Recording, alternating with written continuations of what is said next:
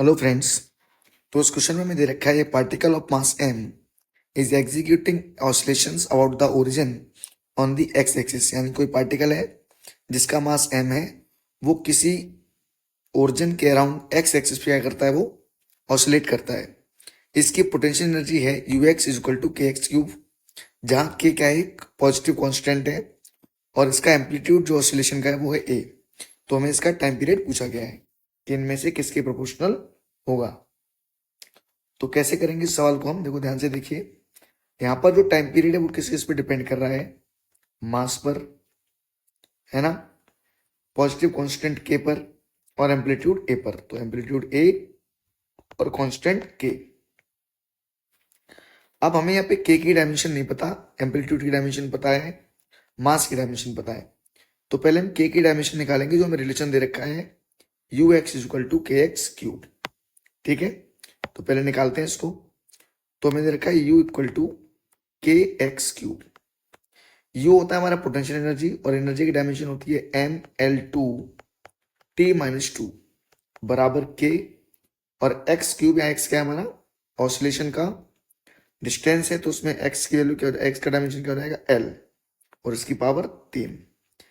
इसको हम left hand side पे लेके जाएंगे तो ये हमारा डिवाइड में जाएगा एल क्यूब, यहाँ बचेगा के। ये एल की पावर ऊपर जाएगी, देखो ऊपर पावर है 2 और नीचे है 3, तो नीचे से ऊपर जाने पर माइनस की 3 हो जाएगी, तो हमारी बचेगी M L minus 1 T minus का 2, यानी के की डायमेंशन क्या आ गई M L minus 1 T minus का 2। ठीक है, तो हमारे के डायमेंशन हमारे पास आ गए।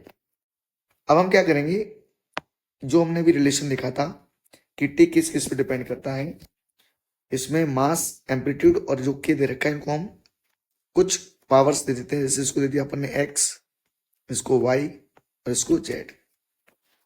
अब हम क्या करेंगे, प्रिंसिपल ऑफ होमोजेनिटी का यूज करेंगे। तो सबसे पहले हम दोनों तरफ डायमेंशन लिखेंगे।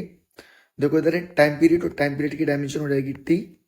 इसमें हमारा एम नहीं है तो एम जीरो और एल भी कितना हो जाएगा 0 प्रोपोर्शनल। यहाँ एम की पावर है एक्स और एम हमारा मास, मास की डायमेंशन होती है एम, तो ये हो गया एम की पावर एक्स। ए होता है एम्पलीट्यूड, एम्पलीट्यूड होता है maximum distance about the mean position.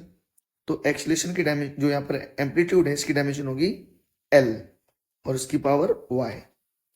फिर हमारा आता है के की डायमेंशन अभी हमने निकाली M L minus 1 T minus 2 और उसकी पावर क्या थी जेड। अब हम क्या करेंगे, दोनों तरफ पावर को कंपेयर करेंगे, ऑन कंपेयरिंग पावर्स।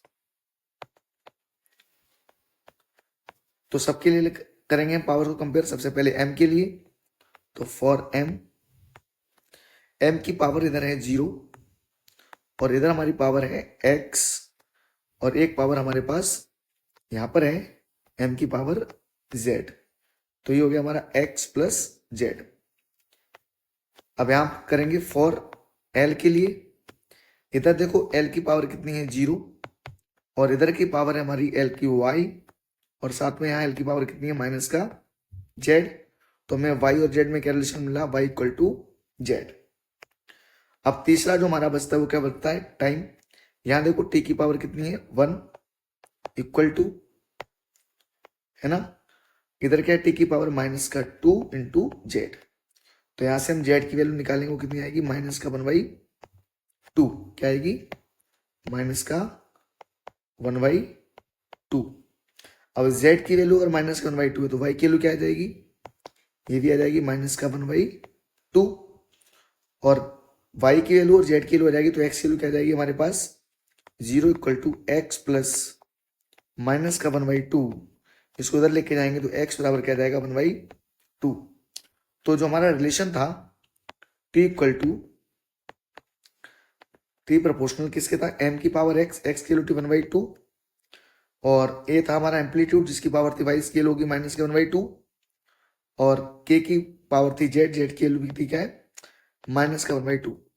अगर मैं इसको ऐसे करके लिखूं तो देखो यहाँ पर क्या हो जाएगा अंडर रूट m, और एम्पलीट्यूड की पावर और k की पावर कैसी है हमारी नेगेटिव है, तो दोनों को नीचे लेके आएंगे तो ये पॉजिटिव पावर हो जाएगी रूट के अंदर ए के। तो हम देख रहे हैं यहाँ से टी और ए में क्या रिलेशन है, तो बड़े ध्यान से देखेंगे टी और ए में क्या रिलेशन है। टी 1/√रूट ए के प्रोपोर्शनल, यानी टी हमारा किसके प्रोपोर्शनल है, 1/√ए के। तो हमारा ऑप्शन कौन सा हो जाएगा क्वेश्चन में, ऑप्शन नंबर ए हमारा सही आंसर है, यानी टी इज प्रोपोर्शनल टू 1/√ए। आई होप आपको समझ में आ गया होगा। थैंक यू, मिलते हैं नेक्स्ट वीडियो।